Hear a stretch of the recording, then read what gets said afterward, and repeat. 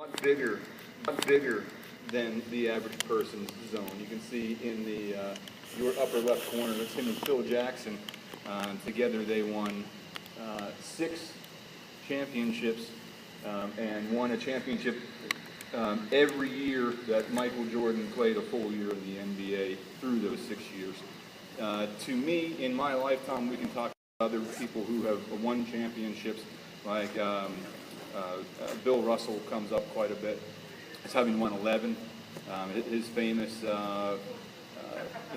saying is, "What do you think of Michael Jordan winning 6?" And he said, "That's a good start." But still, Michael Jordan in my lifetime has won more than anybody who hasn't been discredited for doping. His zone was bigger. His ability to focus was bigger. These are the basic states of awareness. This model starts with distraction. If you are distracted, this is the type of focus that you can have. If you are distracted by anything, and being distracted is defined as a person's actions are driven by something other than their environment. Personal problems, emotional trauma, addiction, defense mechanisms, etc. These people react poorly to stimuli because their focus is on something else. Performance is extremely poor. Many people go through their entire life in a state of distraction because they're distracted by something that comes from within their own body, or they're distracted by something other than what they are, other than what they're doing. If you are in the moment, which is a very popular phrase these days, it's a very popular phrase, it means that you are having the ability to objectively see the environment around yourself. Emotions are harnessed. Maybe they, well, I don't want to get there. I want to go there. We'll see that in a second. The mind isn't wandering. You are focused squarely on what you are doing. When you are in the moment, performance in sports is dramatically improved. Can you go on? Flow. Now we're going to get into stuff that's a little bit more esoteric and stuff that people haven't necessarily heard of before.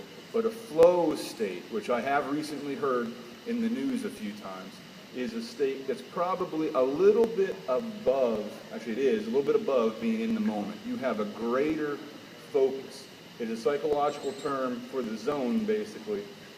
It is the hallmark of flow is a feeling of spontaneous positivity, even rapture, while performing a task. A deep focus on nothing but the activity, not even oneself or one's emotions. Emotions are channeled, meaning they're like fuel. You are not feeling them, or you are not concerned about them, but they can be fuel. The person draws strength from their emotions through determination and understanding, etc. Time may slow down or feel absent because of the deep nature. Company, when you are able to get into advanced states of concentration, is something that's really almost beyond limit. So I encourage you to go through your normal day, trying to stay in the moment, and learning how to do that isn't what this speech is about.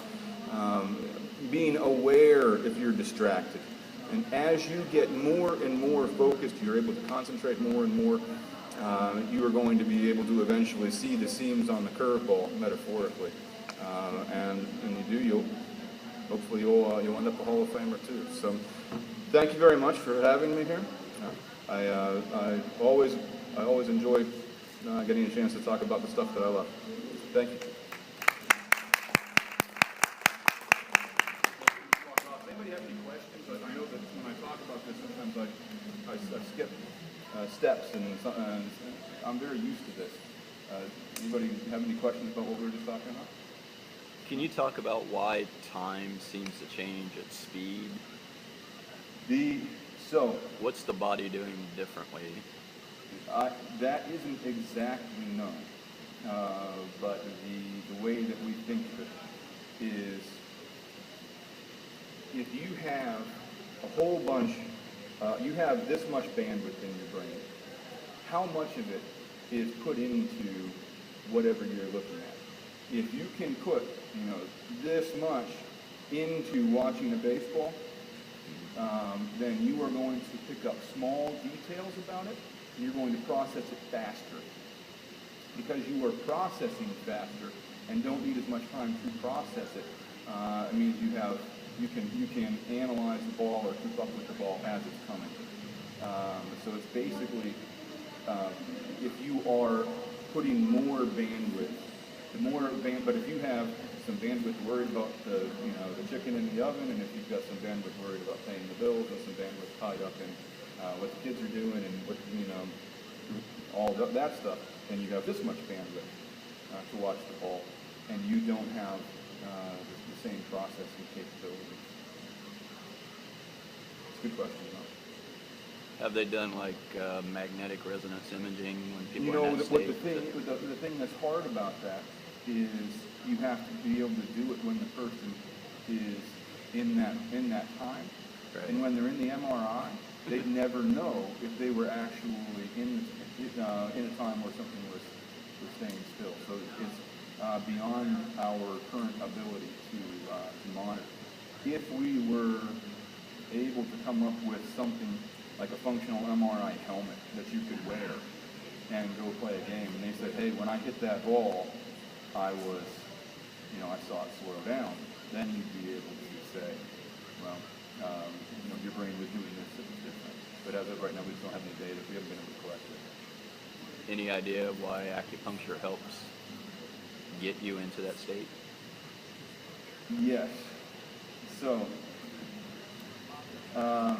what acupuncture does, put into Western terms. Eastern terms, you guys have heard a lot of terms that can be pretty confusing. In Western terms, acupuncture works with the body's power supply. While we are alive, we have electricity that runs through our body. Skeptical medical doctors like Lacey will tell you that is the byproduct of the organs working. But how did the organs work if they didn't have the power supply to begin with? So that there's at least, the organs, when they work, they do produce some electricity. But our body, when it's alive, it has electricity in it. When that electricity, or when you die, that electricity is instantly gone. So in China, they say, well, it must be either at least very nourishing, possibly something that comes concomitantly with your spirit.